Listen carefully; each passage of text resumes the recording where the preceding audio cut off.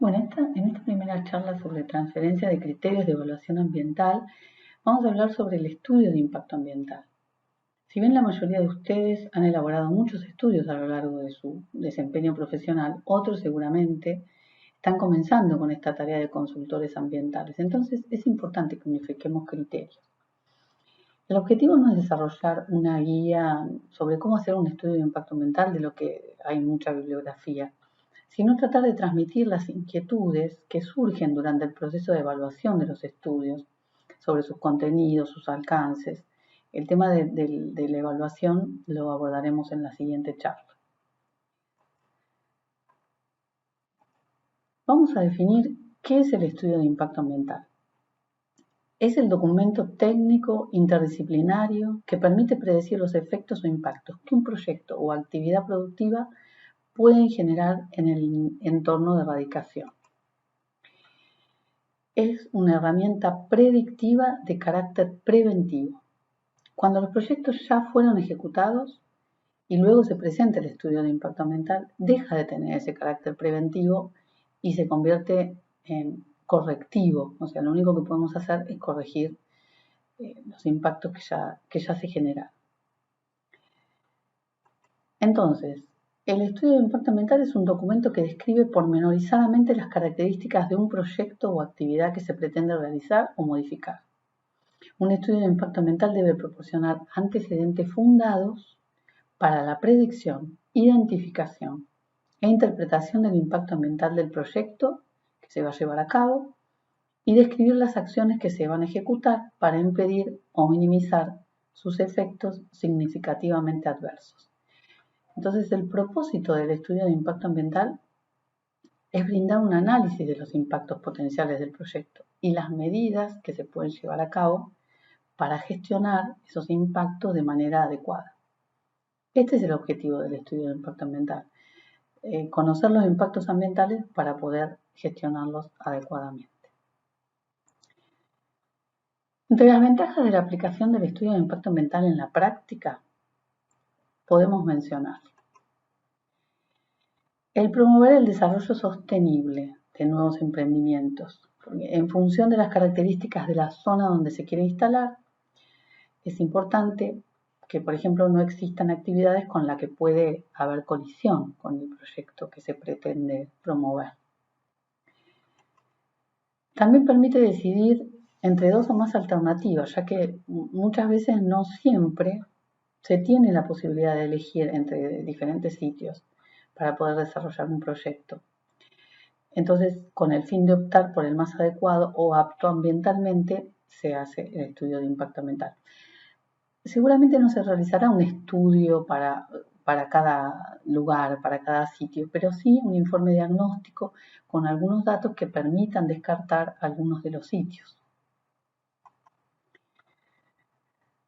También, dentro de sus ventajas, previene conflictos, ya que si para llevar adelante un proyecto se realiza un estudio de impacto ambiental, se pueden predecir, identificar los impactos ambientales, con el fin de prevenir, definir las acciones a ejecutar, además de poder realizar consultas a actores claves durante la elaboración del estudio de impacto ambiental y además divulgar información acerca del proyecto en forma oportuna. También permite prevenir daños ambientales y futuros costos asociados, dado que al conocer con mucho detalle los impactos que puede generar un proyecto, se pueden tomar medidas preventivas adecuadas, evitando daños ambientales y sus consiguientes costos, que suelen ser mayores que los de implementar medidas de prevención.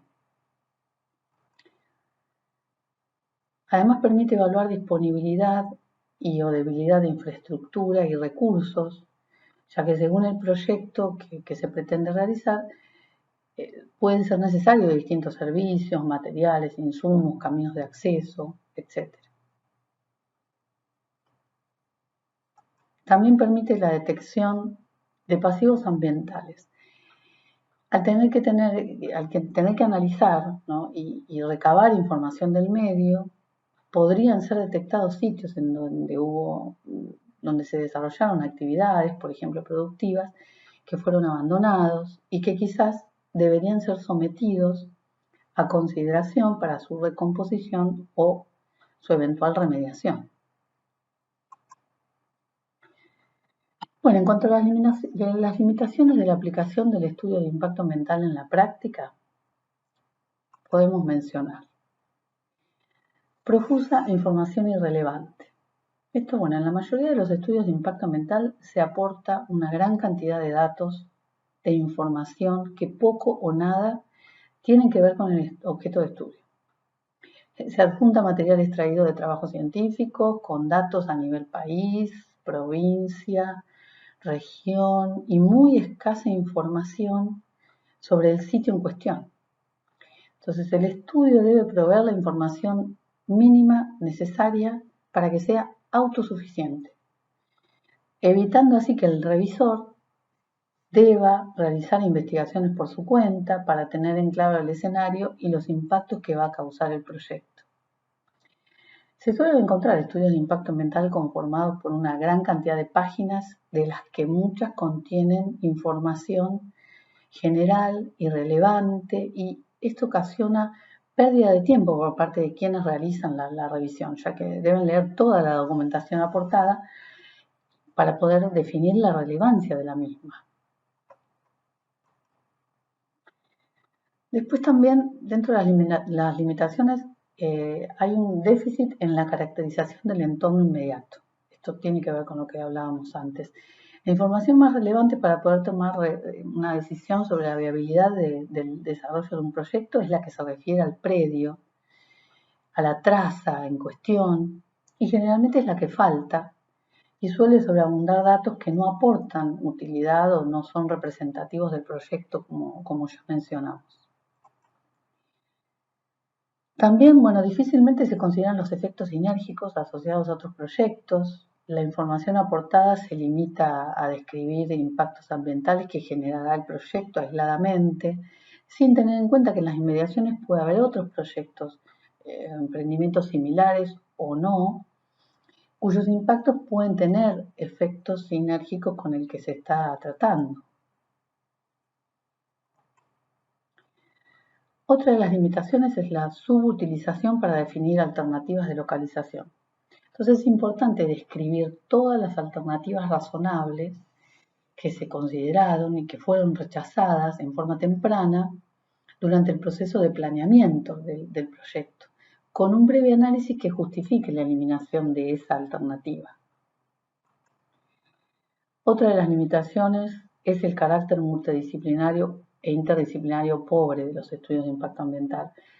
Multidisciplinario es un grupo de trabajo constituido por representantes de distintas disciplinas, donde cada uno es responsable del trabajo en su tema específico. Y interdisciplinario es un grupo integrado por profesionales o técnicos de distintas disciplinas que están congregados para realizar en forma interrelacionada una tarea concreta en común. Entonces, muchos de los estudios de impacto ambiental que se presentan son elaborados por un solo profesional, sin la participación de especialistas en distintas temáticas que aporten información que puede ser necesaria a la hora de tomar decisiones sobre si el proyecto es viable o no. También suele suceder la localización del proyecto supeditada a un ordenamiento ambiental territorial deficiente. En muchos casos el proyecto se desarrolla en un predio en el que el uso del suelo definido es diferente al que se pretende con la realización del proyecto, ¿no? Y en los que también las parcelas vecinas pueden tener usos incompatibles con el emprendimiento o la actividad proyectada, ¿no? Por ejemplo, una industria. Y además que, bueno, los municipios pueden carecer de instrumentos normativos para regular los usos del suelo desde el punto de vista ambiental.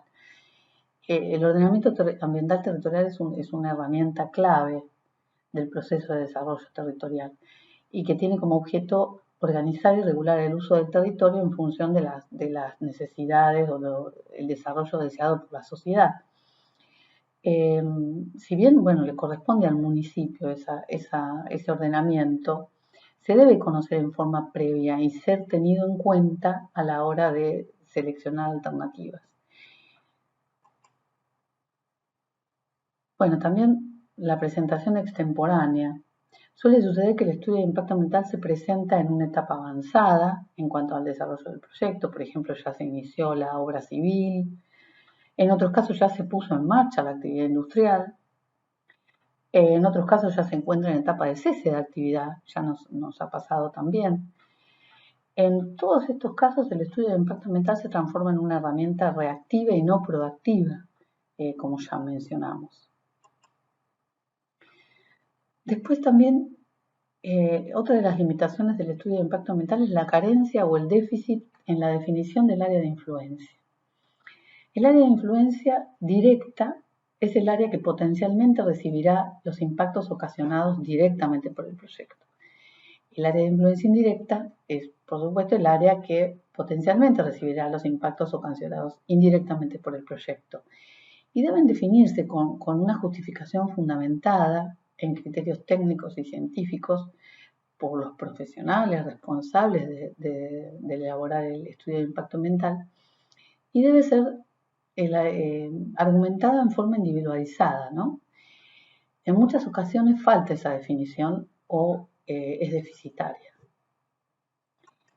También pasa con la línea de base. La línea de base es necesario contar con toda la información relacionada con el medio preexistente al proyecto en cuestión. O sea, es decir, que el medio que será receptor de los impactos que este proyecto genere. Entonces, la caracterización de la línea de base o el estado cero del ambiente es necesario para poder evaluar el estado presumible que adoptará el medio luego de que el proyecto se haya concretado. Con esto, bueno, implica el relevamiento de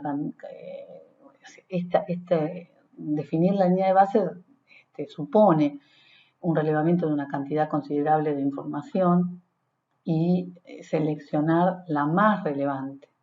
Entonces, bueno, esta definición suele ser deficitaria. Esta es la determinación de la línea de base, ¿no? Bueno, vamos a definir qué se entiende por impacto ambiental. El impacto de un proyecto sobre el ambiente es la diferencia entre la situación del ambiente futuro modificado, tal y como se manifestaría como consecuencia de la realización del proyecto, y la situación del ambiente futuro, tal como habría evolucionado normalmente sin tal actuación. Entonces se puede definir como la alteración neta, es decir, positiva o negativa, resultante de una actuación o intervención, en la que también puede apreciarse la variación del impacto en función del tiempo. Entonces, podemos representarlo en un gráfico, indicando en las ordenadas la función calidad del conjunto de los factores ambientales involucrados, y en las abscisas el tiempo. En este caso tenemos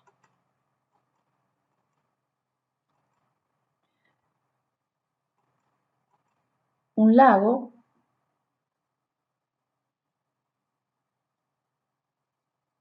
en un ambiente montañoso, y sin intervención podríamos ver que la calidad ambiental será constante en el tiempo más allá de los cambios naturales que pueden ocurrir, por ejemplo, eventos erosivos. Y así quedaría representada la evolución del ambiente sin el proyecto, esa línea que vemos.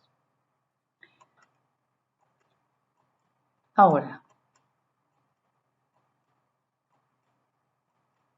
en el tiempo T1 comienza, por ejemplo, la intervención, que podría ser en este caso la construcción de una presa.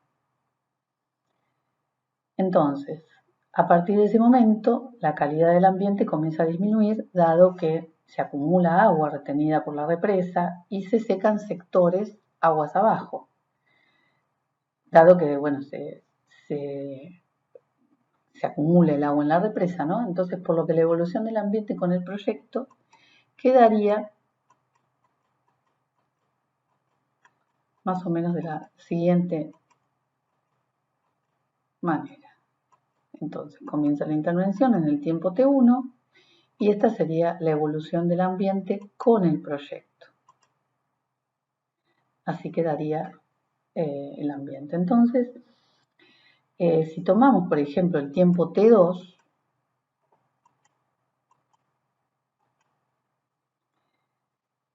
se advierte que hay una alteración negativa neta de la calidad ambiental entre la evolución del ambiente sin proyecto y con el proyecto, ¿no? Entonces, a esa alteración neta se la conoce como impacto ambiental, que ahora va a estar representado.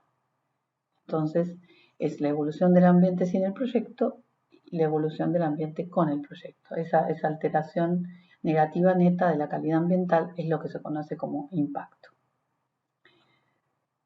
Entonces, en cuanto a la clasificación de los impactos, hay muchas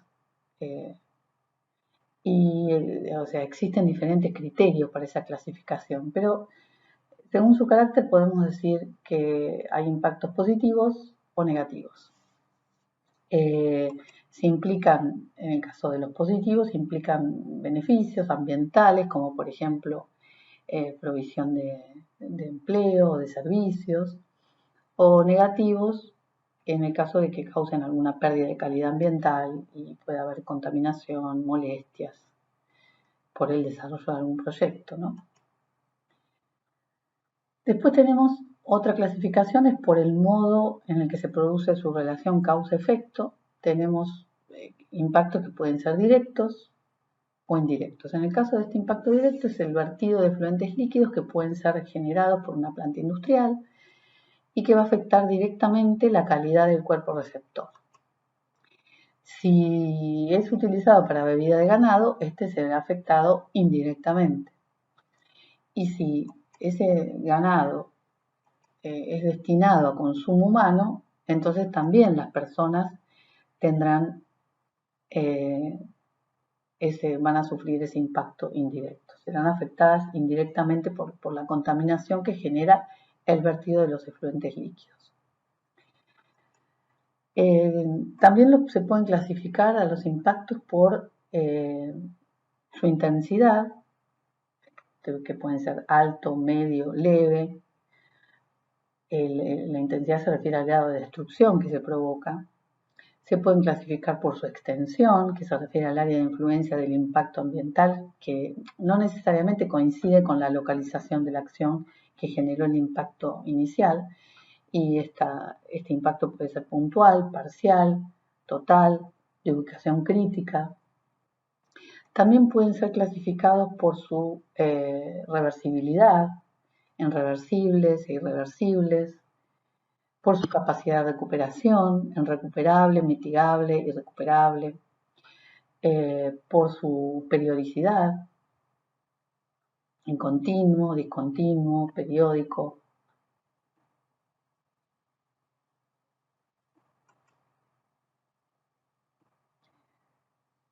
Por su persistencia, temporal o permanente.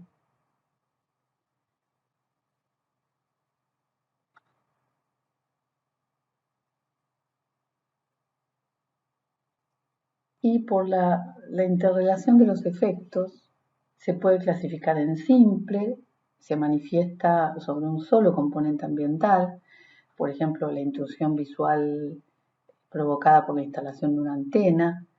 Acumulativo es aquel que se incrementa progresivamente su gravedad al carecer el medio de mecanismos de eliminación. Con efectividad temporal similar a la acción causante del impacto. Por ejemplo, el vuelco de efluentes líquidos desde distintas curtiembres a un mismo cuerpo receptor. O un efecto, bueno, también se puede definir al efecto sinérgico como aquel que se produce cuando el efecto conjunto de varios agentes o acciones es mayor que la suma de los efectos individuales de los mismos. Entonces, se produce cuando el efecto conjunto de la presencia simultánea de varios agentes o acciones supone una incidencia ambiental mayor que el efecto de la suma de las incidencias individuales contempladas aisladamente, ¿no? Entonces incluye también aquello que con el tiempo inducen la aparición de otros nuevos. En este caso puede ser, por ejemplo, el impacto en la calidad de aire producto de la emisión de efluentes gaseosos de distintas industrias, de distinto rubro, y que se encuentran radicadas en el mismo sector. Entonces, ¿qué contiene el estudio de impacto ambiental? Bueno, más adelante vamos a profundizar sobre el tema, pero básicamente el estudio de impacto ambiental contiene la descripción del proyecto, que debe ser detallada y basada en la memoria técnica. Se debe incluir la descripción de las actividades y procesos que resulten relevantes para la determinación de los impactos ambientales, incluyendo solo la información técnica de importancia para la evaluación ambiental. No resulta necesario desarrollar una ingeniería de detalle. Y bueno, se debe contemplar la evaluación de alternativas que no se limita al sitio de emplazamiento, sino, o sea, no solamente la ubicación, sino también la selección de distintas tecnologías, o sea, alternativas de tecnología a ser seleccionadas. También el estudio de impacto ambiental debe contener la caracterización ambiental del sitio de emplazamiento y del área de influencia, como ya definimos. También debe contar con la identificación y valoración de impactos, y para esto existen varias metodologías que después vamos a ver un poco. Por supuesto, tiene que incluir las medidas mitigadoras, preventivas, correctivas, compensatorias, bueno, que deben ser coherentes con los impactos negativos relevantes que ya hayan sido identificados, ser bien precisadas para que, bueno, no queden en la teoría, sino que sean medidas que se puedan implementar. También debe contar, el estudio de impacto ambiental debe contener el plan de gestión ambiental, que debe incluir, entre otros programas, programa de monitoreo, programa de contingencia, para poder verificar la eficacia de las medidas adoptadas y, en caso de necesidad, modificarlas o fortalecerlas. Entonces es importante siempre destacar el carácter interdisciplinario del estudio de impacto ambiental, por lo que debe desarrollarse a partir de la concurrencia de profesionales de distintas disciplinas según el tipo de proyecto, como ya hemos mencionado. Y bueno, el núcleo del estudio de impacto ambiental siempre es la identificación y valoración de impacto y por supuesto, las medidas mitigadoras que se van a implementar. Entonces vamos a mencionar así muy resumidamente algunos métodos más usados para la identificación y valoración de impactos. Entre ellos tenemos la lista de comprobación o checklist, que es una lista unidimensional de impactos potenciales para una acción, o sea, de cuando se ejecuta una acción. Esta metodología es la más simple y consiste en comprobar los impactos que tienen mayor probabilidad de producirse mediante listas de referencias que existen para tal efecto. Después tenemos modelo sistémico, modelo de simulación, superposición de mapas, redes de interacción, matrices. Tenemos matrices simples, por ejemplo. Las matrices, a diferencia de la lista que hablábamos, la lista de comprobación, se expanden a dos dimensiones y consisten en relacionar, por un lado, las acciones del proyecto que pueden causar alteraciones y por el otro los componentes del ambiente que pueden ser afectados. Entonces las matrices pueden ser simples o complejas y dentro de las matrices complejas la más conocida es la matriz de Leopold.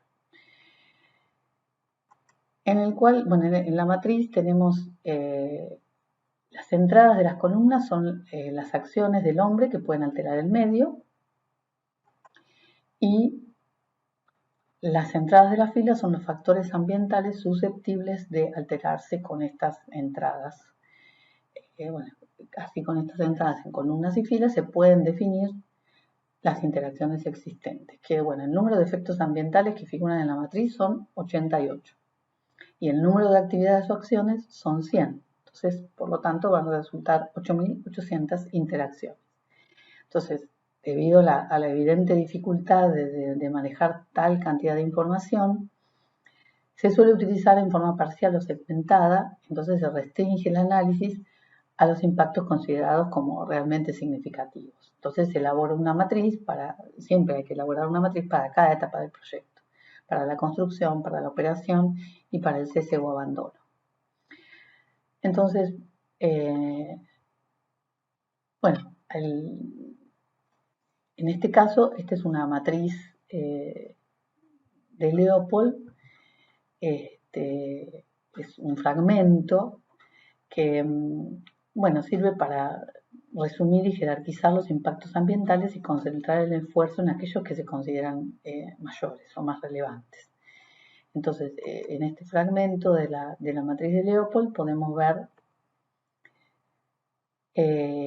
bueno, una de las interacciones que surge en la etapa de funcionamiento de una industria celulósica que va a generar un efluente líquido que va a ser volcado en un arroyo. Entonces, la interacción de esa acción sobre el recurso hídrico superficial indica la generación de un impacto relacionado con, en este caso, por ejemplo, el aumento de la demanda química de oxígeno por los compuestos difícilmente biodegradables de las hemicelulosas. Entonces, una vez definido este impacto como relevante, es necesario proponer una medida de mitigación. En este caso, una planta de tratamiento de efluentes líquidos. Además de implementar un programa de monitoreo de dicho parámetro, aguas arriba y aguas abajo del vuelco, a fin de controlar y revisar si la medida implementada, o sea, si el sistema de tratamiento que se está implementando es eficiente y ha dado resultados, o está dando resultados, y no, por supuesto, hay que modificarlo. Entonces, para estos impactos que se han identificado, tenemos que proponer medidas y después, bueno, por supuesto, ejecutarlas. Las medidas pueden ser de prevención para evitar que el impacto se produzca, medidas de mitigación para minimizar la intensidad y la extensión del impacto negativo, medidas de corrección para enmendar un daño que ya está verificado y medidas de compensación para producir un beneficio ambiental que compense un impacto negativo que sea de difícil o imposible solución. Debemos tener siempre presente que cada una de las medidas propuestas debe ser definida, analizada, caracterizada y coherentemente confrontada con los potenciales impactos negativos identificados. Entonces, vamos a hablar sobre los lineamientos generales con los que tiene que contar el estudio de impacto ambiental, ¿no? Son los aspectos relevantes que le dan contexto a los contenidos de los estudios de impacto ambiental, estos lineamientos generales, y permiten establecer los criterios que hay que tener en cuenta durante el proceso de evaluación. Entonces, sirven para orientar el proceso de evaluación de estos estudios. Podemos considerar los siguientes. Uno de estos tiene que ser la protección de los ecosistemas.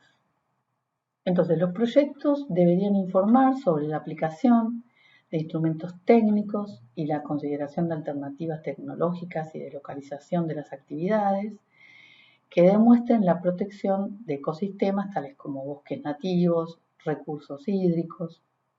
Los estudios podrían incluir, además, inventarios detallados de los ecosistemas que se vayan a intervenir, un análisis de la capacidad de asimilación del ecosistema frente al proyecto, ¿no? Otro de los lineamientos que hay que tener en cuenta, bueno, es el uso eficiente de los recursos naturales. O sea, se debe informar y demostrar la consideración de medidas para el óptimo manejo de los recursos naturales, además de presentar las cantidades estimadas de dichos recursos que serán aprovechados, indicar para qué serán utilizados, aportar datos sobre la oferta ambiental de dichos recursos frente a las necesidades que plantea el proyecto. Y también, bueno, se deben presentar los mecanismos e instrumentos administrativos y de gestión destinados al manejo racional de los recursos naturales.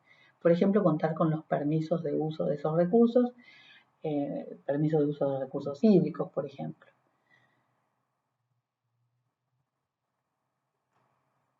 Otro es, bueno, la eficiencia en el consumo de energía, a efectos de minimizar las emisiones atmosféricas de gases contaminantes y reducir el consumo de combustibles fósiles, entre otros, se deben contemplar alternativas de manejo eficiente de la energía para el desarrollo de las diferentes actividades que involucra el proyecto y dar preferencia a en las que intervenga el uso de sistemas energéticos amigables con el ambiente.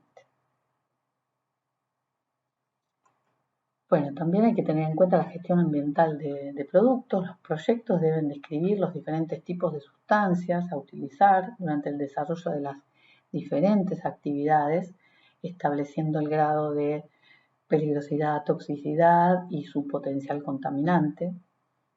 Además, se deben definir las actividades específicas en cuanto a la gestión de las sustancias, de estas sustancias que estamos hablando, para garantizar su óptimo manejo, minimizar los riesgos de la manipulación de cada una de estas sustancias y además para poder prevenir los potenciales impactos derivados de su utilización. Bueno, por ejemplo, un derrame de combustibles.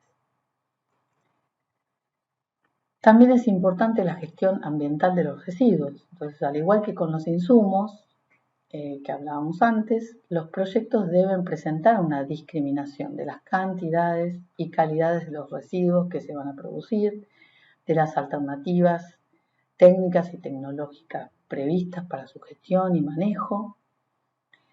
Se deberá sustentar la aplicabilidad de los diferentes sistemas de manejo y disposición final de los residuos de acuerdo con la producción y el tipo de residuos que se tiene previsto generar en cada etapa del proyecto, también teniendo en cuenta la legislación vigente y las tecnologías que haya disponibles para esta gestión de los residuos.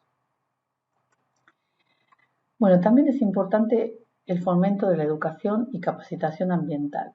En los proyectos se deberían proponer medidas claras y aplicables de educación y capacitación ambiental en todos los niveles organizativos para promover el desarrollo sostenible, el manejo adecuado de los recursos naturales, el uso eficiente de la energía, las buenas relaciones con las comunidades, promover valores, actitudes y comportamientos éticos relacionados con el ambiente. Bueno, estas son directrices que marcan un poco los alcances del estudio de impacto ambiental y permiten definir sus contenidos.